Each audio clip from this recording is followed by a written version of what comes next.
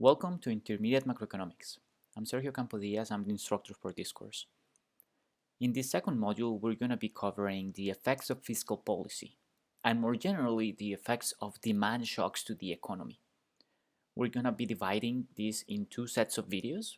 The first one devoted exclusively to fiscal policy in terms of the models that we're using, and the second set of videos devoted to the effects of demand in the economy.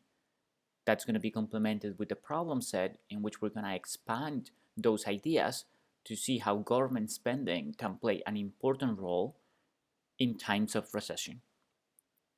Okay, so what's the outline for this first set of videos?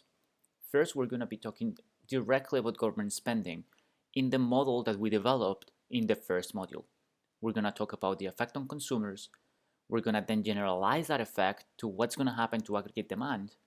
And then we're going to see what's going to happen in equilibrium once we take into account how the economy reacts to the changes in both consumer and government behavior. Then we're going to talk about taxes, the other fiscal tool. Again, we need to see what the effect of taxes is going to be on consumers, what the effect is going to be on demand, and finally what the equilibrium effect of changes in taxes is.